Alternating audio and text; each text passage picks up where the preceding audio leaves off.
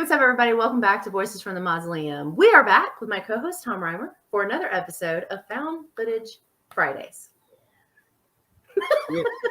I can't wait to talk about this one. Been waiting. Oh, God, I know. Yeah, so the movie we are talking about today is the 2022 found footage movie, Incantation. Yeah. So I actually had been seeing posts about this for, I think, like a couple of months, and I'd been trying to find it because I thought because it was from another country, like I thought maybe it just hadn't been released in the States and maybe I'd be able to find it. Couldn't find it. And it's because it had a release date on Netflix for this past Friday.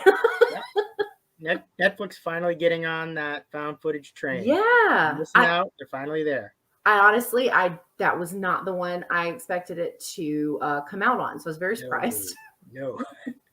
Yeah. They haven't done anything quite like that yet. So no, it screamed Shudder to me. Like I totally thought it was going to be like a Shudder film. It was not. So yeah. So Incantation is on Netflix. It just came out this past Friday. It has a 6.3 out of 10 on IMDb, a 7 out of 10 on IGN, which is random, and 86% on Google. 6 years ago, Lee Ronan is cursed after breaking a religious taboo. Now she must protect her daughter from the consequences of her actions. And does she ever? God. Yeah, it's a lot. So yeah, so this is this one was made in Taiwan. So it's a Taiwanese found footage horror film. Yeah. So all right, what's your star rating for?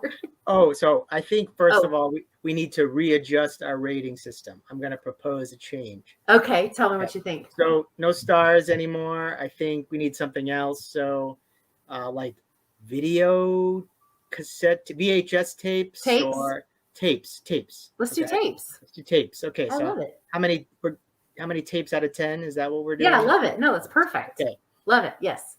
All right. Okay. I am going to go with a solid 8.5 tapes out of 10. Okay. 8.5. Cheating a little bit, but. So I actually was thinking about my rating earlier because I mean, I don't know, like this film just kind of like, but I'm kind of stuck in between an 8 and a 9. So I think I'm going to go 8.5 too. Oh, okay. Yeah. We're on the same page as with this one. Yeah, because I don't think it's perfect by any means, but it was definitely effective. I will tell you that. So it has so much of what makes, in my opinion, a found footage movie successful, without spoiling anything yet. Right. Yeah. No. Yeah. I think I agree with that. Yeah, it was a super effective film. So yeah, I'm going to say 8.5 too. Yeah, good. Because it's more fun to talk about these when we see eye to eye. Yeah. That's probably true. Although it tends to be a little more funny when somebody hates a movie and somebody loves a movie. But yes. way better than Dashcam. Yes. Which is our previous video. If you haven't watched it yet, I'll link it in the cloud. Yep. Take a look. Yes. So unspoiled thoughts on Incantation. Unspoiled thoughts. Okay, I think there are times where it, dare I say, pays homage to some of the most classic of found footage horror films. I don't know if you agree with that or if you know what I'm talking about, but there are a few shots and images even that really remind me of Blair Witch. Yeah. Project. I mean, it's so successful at making you feel like you shouldn't be watching this movie, right? And as I've said on previous episodes, the most successful found footage movies, in my opinion, make you question whether or not it's real. Yeah. And I think it's been a while since I've seen one that did that like this one does. Yeah. I think I think I'm on board with all of that. I think the only thing that that I would add as far as Unspoiled is just, I mean, I was told before I had a child that because I was a horror fan that I was going to feel very differently about horror post becoming a mom. Yep. And I can honestly say that that's 1,000% true. Like It's true. there were literal moments in this story where like I was like I was emotional. Like I felt so many things that were like heavy and like it's just I felt like I was like betraying her because I wasn't helping. It's a very strange feeling. But Yes. and I definitely agree with the like you're not supposed to be watching it. And when we get into spoilers, like I definitely have like a thing I want to comment on that's similar to that. Yeah. But yeah, I mean, yeah, I really enjoyed this movie. I think that it's paced really well. The pacing to me reminded me of Nori, The Curse. Yes. Yeah. Very similar storytelling. Yep. Yes, and even though they're different, because Nori is Japanese, I believe. This it's just kind of reminded me of that. Like I don't know, like just the way it was. Yeah, like you said, like told. There's a couple of like there's like a replay moment, and I was like, oh, that's just like they did in Nori. Like there's a couple things like that kind of reminded me of that. But yeah. But No, I'm on board with everything that you said. I totally agree.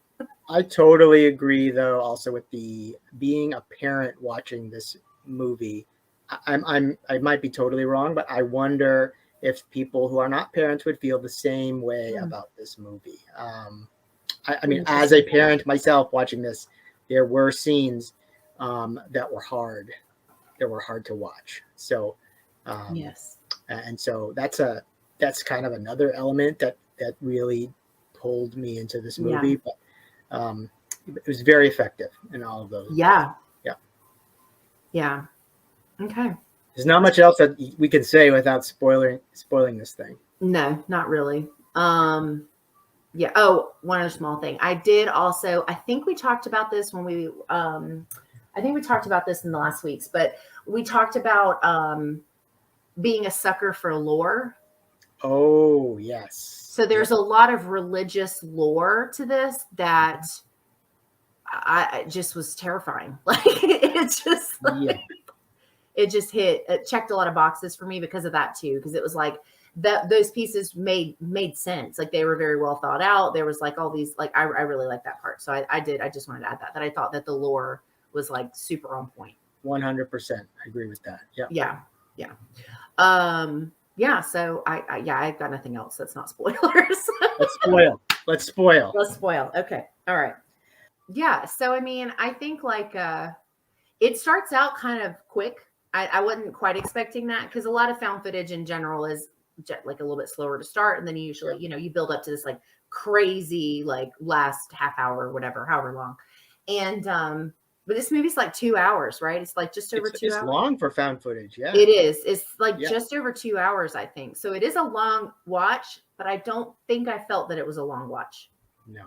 Nope. I mean, I think part of it is that opening, what do you call it, monologue that she has, or she's talking to the camera at the very beginning. Mm-hmm. Right at the beginning, I was like, I don't know. Should we this, I think even in their promotion of this movie, there was is this a real thing, kind of thing going on. So I felt that right at the beginning, like, what am I watching?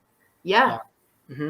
Yeah, I felt the same way. And I also, it takes a little while for us to really like know what happened. Like, I mean, it takes like most of the movie before we have like the full picture, which I think honestly, like it going back and forth, I didn't really mind that. I thought that part was fine as far as learning, because you're like the whole time you're like, all right, what did she do? Like, what was the end result? Like, how did we get to this point? But the openings or the first little bit of the movie where she goes and gets her daughter, because that's what she's getting custody back after 6 years of not having custody of her daughter because she was sick. She goes to get her daughter from this foster home, and when she goes to get her, like it's like what, the first night they're there, like things happens. Like right away. Yeah. And I'm like those first little bit, like first night couple scenes or whatever, when it's nighttime and like all the stuff is going on and she goes into like her daughter's room, and all of those things. I was just like glued to whatever was going on. Like I was so invested in what was happening. Like I was waiting to be like terrified like the whole time. And it was just really well done for it to already, for that kind of stuff to already be happening. Like it was that very, very Exorcist, very paranormal, normal activity. Not necessarily what was happening, but the feel at the beginning of the movie. Yeah. I thought. But yeah, right off the bat, they had you, which is why I didn't feel like I was checking my watch or trying to see how much time. And I would say most found footage is right around an hour and a half, it's maybe shorter. under sometimes. So yeah, this was long, but didn't feel like it, which says a lot about it. Yeah. And I think it has a lot to do with the back and forths that they did. You know, there's these like really intense moments.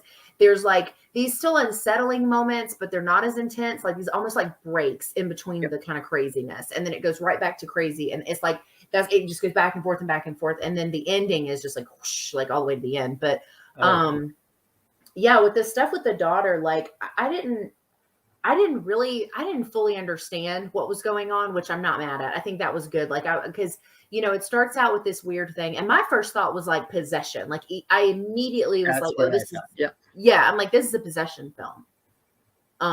But it like, so, cause and then it's like the stuff with the first night that they're there, obviously. And then things keep happening like after that. And I think like the one thing that like really messed me up was, you know, like she goes back to this old house, which I guess is where she lived prior to. And the guy was like asking her, he's like, oh, I've got questions about the house. There's all these statues. Like, what do you want me to do? Yeah, that was confusing to me. That was confusing. Yeah. So, I mean, what I got out of it is that's where she like lived when she was trying to get answers to what was happening. That's the only thing I could really come up with. And it was kind of strange. But then like you see the daughter goes off on her own, of course, right? And she gets up on that ledge, and I was like, this movie still has a really long time. I was like, there's no way. Like, and then she like jumped off of it, and I was like, yep. Okay. And then she just like crawls back up. Yeah. With that video camera. And I was like, well, that was even creepier than like splatting on the pavement. Like it So speaking of the camera, another thing this movie did really well was gave them, there were a lot of really unique ways they managed to keep filming this movie without it feeling forced. Like she had a lot of reasons she was filming because she wanted to be able to show her daughter this when she was older.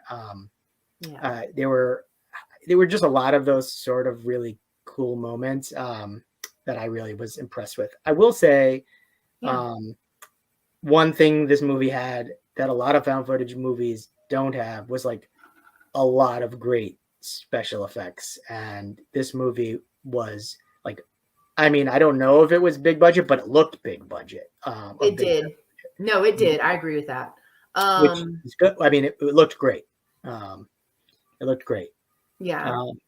There were, I will say, if you don't like things with people having problems with their teeth and their mouths.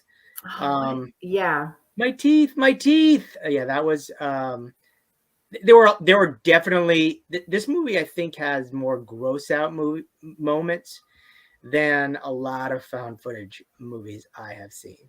A lot more like body horror. Like yes. Yeah. I noticed that too. And I forget what it's called. I just read a short story about this not that long ago on the podcast, but like where they have all the extra teeth. Oh, yeah. There's like a name for that. I can't remember what it is. I don't know. And you know what else I noticed too? This movie, when it's getting you like uncomfortable and fearful, it's a lot of it plays on like phobias. Yes. Yep. Like caterpillars And the holes. I forget what that one is, but oh my God, I know that one, but that I don't have it crazy, but that stuff makes me, holes in the skin and stuff make me so yep. Whatever that one's called. That was really gross. Yeah. So Madam Ching, I do want to get back to her. There's more I want to say about Madam Ching, but we're talking about like things that just sort of like body horror that grosses you out.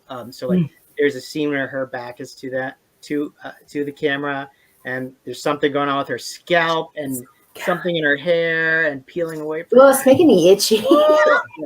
So that was really like, there were a lot of those moments where I was like, yeah, and I'm not really usually like that, but I had those moments watching this movie. There were moments I turned away from the camera that didn't have to do with body horror either, I will say. Okay.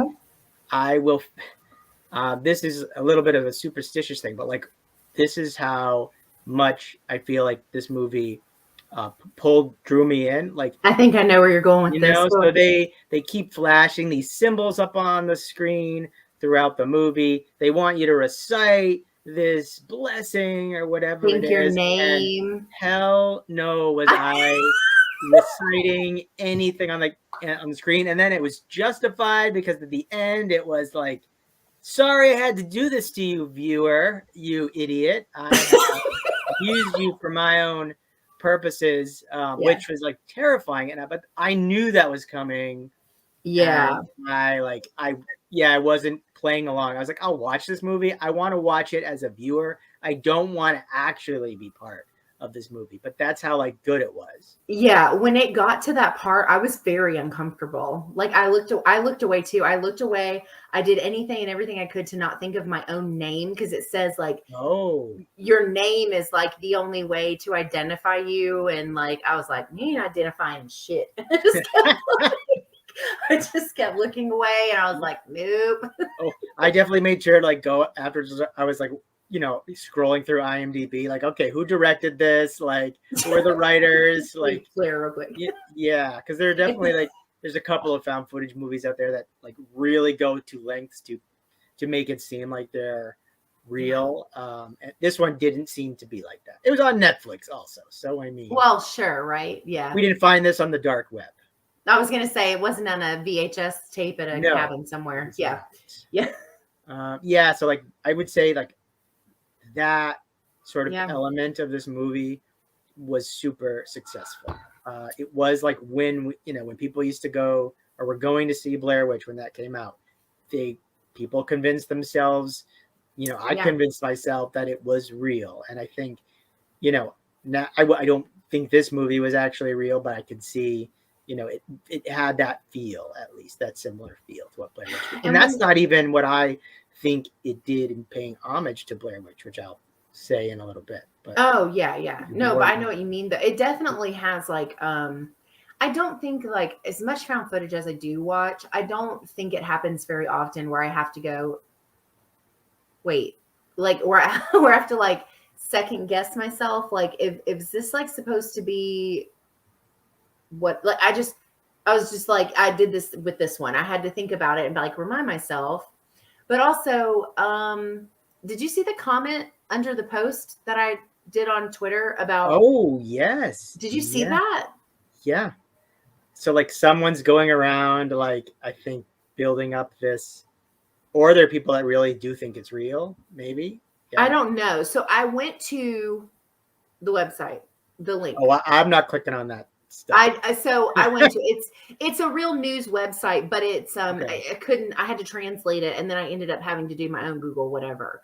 So basically, it's not this like long drawn out thing. It's quick, but it's basically this family that there was like a mom and a dad and like a couple of siblings. The translation was kind of rough, so I'm not sure exactly how many people there were involved.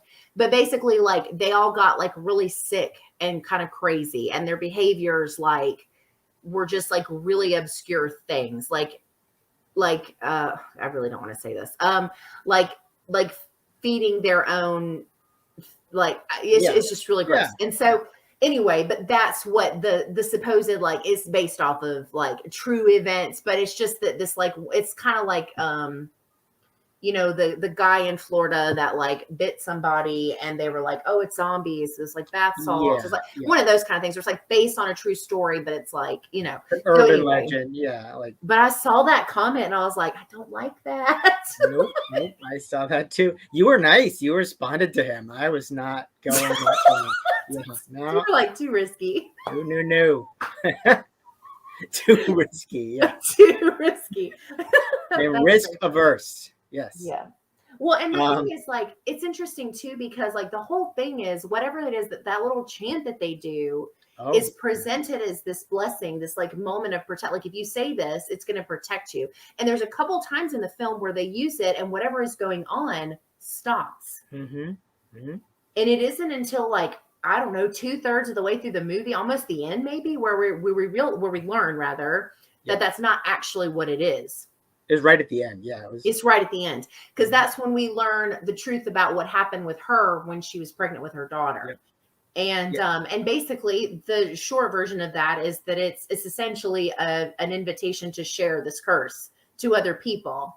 And it's like this weird way of like, the more people who have the curse, the less severe it is, basically.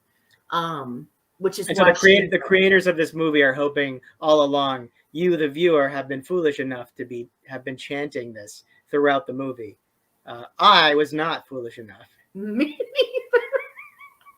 I don't mess with anything that has to do with stuff like that. Like, you know what it kind of reminded me of? It kind of reminded me of very vaguely, but the ending of The Ring. You know how she's like, oh, she has to show like the copies of the tape, and yes, I'm like, immediately I was like, why? You people are horrible. Yep. There were, I mean, it also had just like some simple stuff. It had like some really good jumps. It had some, like, I jumped a bunch in this movie. There was a sequence where I still am not exactly sure what's happening. This is one of those sort of maybe lost in translation. Maybe you'll understand what was going on. But like there was a scene where they were in the car and they were like driving down some road, and there were things on fire. There was like a trash can on fire, and they were looking at all these telephone poles. And then like something started pounding on the roof of the car, and that scene was really intense. Like, but I don't know that I know what was happening then either. It was really scary, but it was unclear what they were seeing and what they were scared of.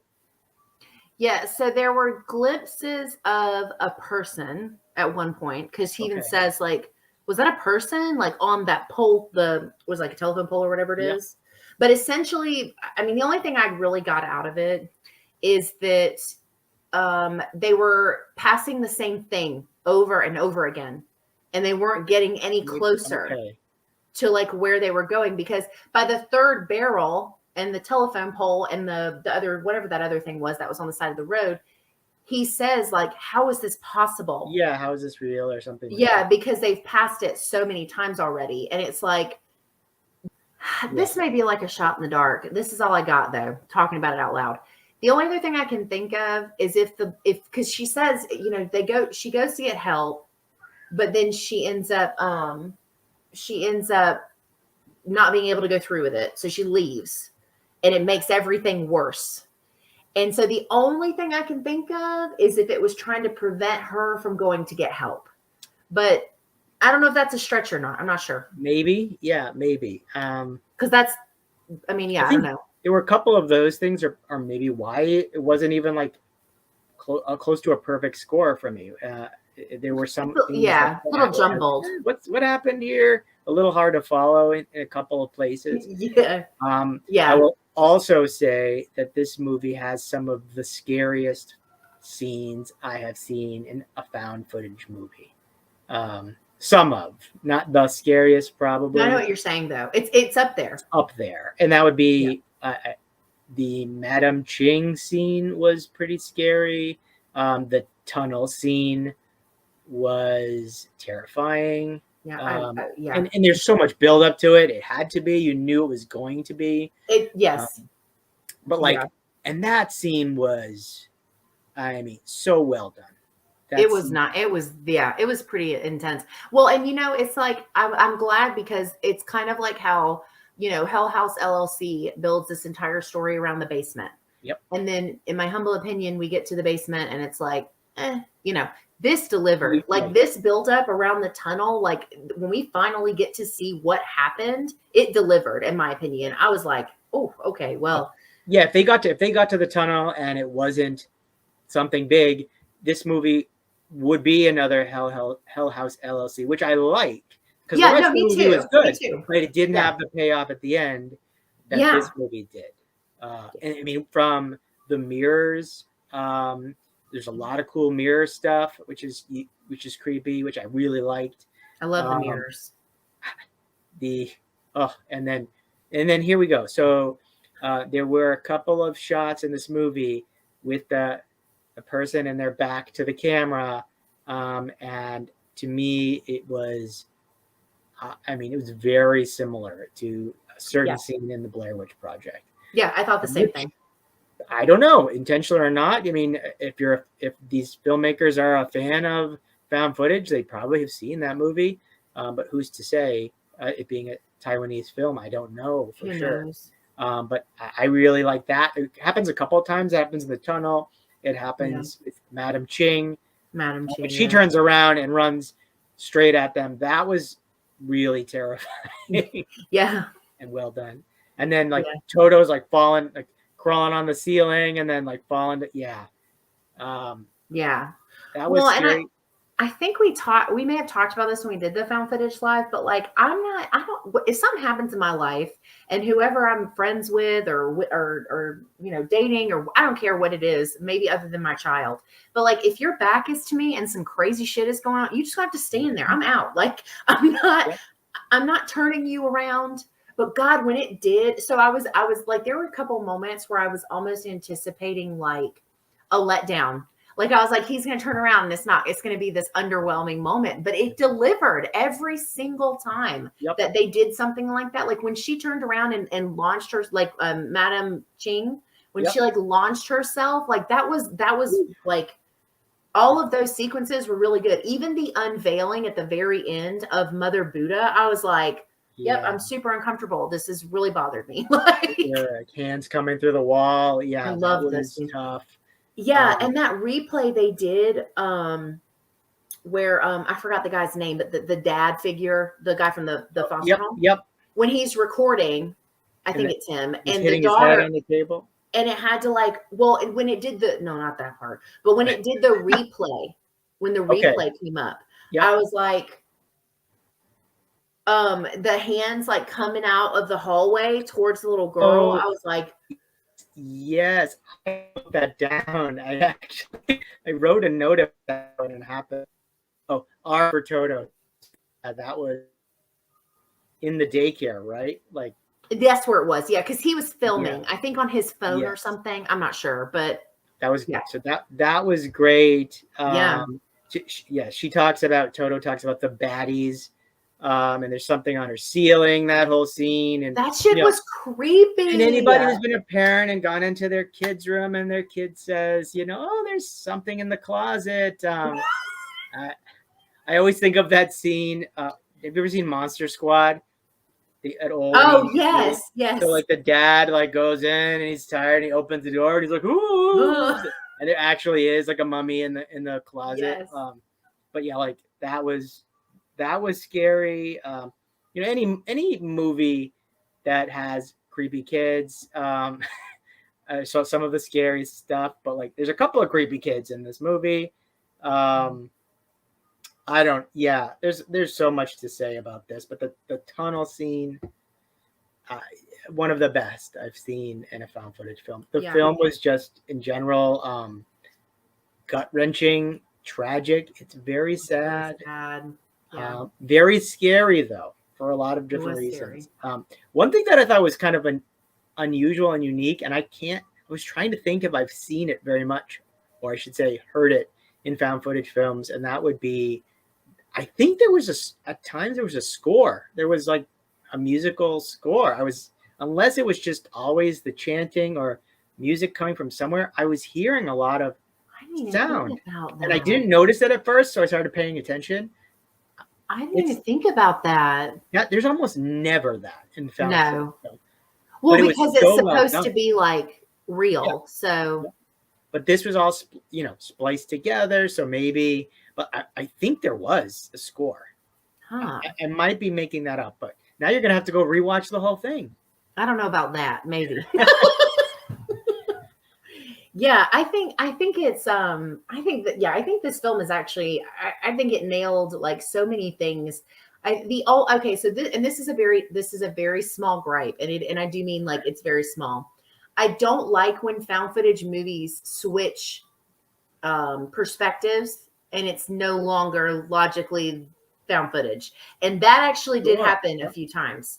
And that was the only thing that I like. And it happened the first time it happened. I like almost didn't even realize it at first. But then when it happened, when are you talking about? When did that happen? So when she goes back and Madam Ching is like messed up, there's like this random angle where you just see everything, but it's not from like a camera. Oh, you mean like, literally a shot that's not a camera? Right, exactly. I didn't notice that. I was so in it. And so it's just like a tiny pet peeve of mine, because found footage, it either is or it isn't. So, because otherwise I end up saying things like, oh, it's very like, it's got some found footage elements versus like, it's a full on found footage film. That would have bothered me. That would have bothered me if I noticed it. Yeah. And it didn't, it didn't ruin too much, but it was one of those things that does take me out like a little bit. Cause I'm like, well, who's filming that? Like immediately, like that's where my head goes. Is like this angle is now way too clear. It's not like like a security camera or whatever, right? Yeah. And it's right before I think it's right before she Madam Ching like launches at her. It's like right before that. But it's like all of a sudden I can see everything really clear, including her and the child in the wheelchair, and I can see everything. And I was like, that doesn't make any sense. I really, really enjoyed. I liked it a lot too. I'm glad it met my expectations, because I had been seeing it all over the place and like literally waiting for it to come out. And so when I found out that it was getting a Netflix release, I was like, yes.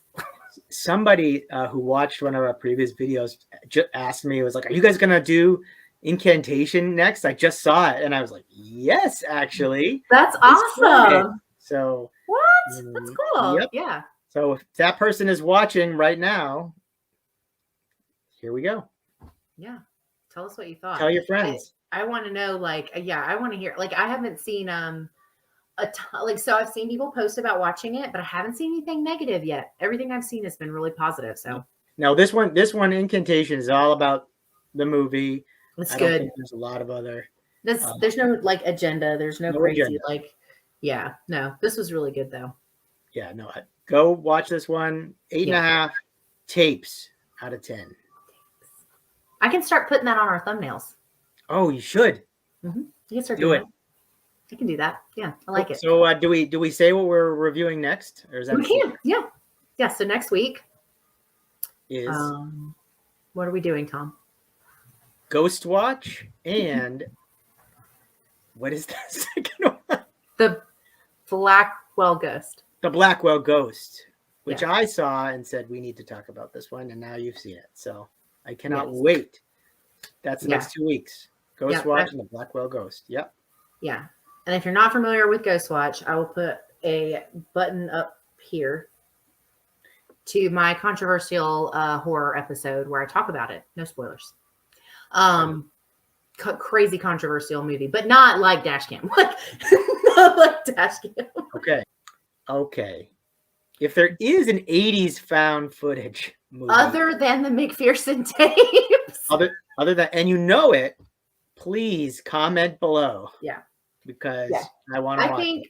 I think you're gonna like Ghost Watch. It's controversial because it was broadcasted as real. It's very War of the Worlds. Yeah. Oh, I can't wait. I'm excited for you to watch that one. It's super good. I actually think the Blackwell Ghost, just so you know, that was their marketing too, that it was real. And so, because I think the guy, I want to say it's his real name or something like that. It is. So, okay, you already know. All right.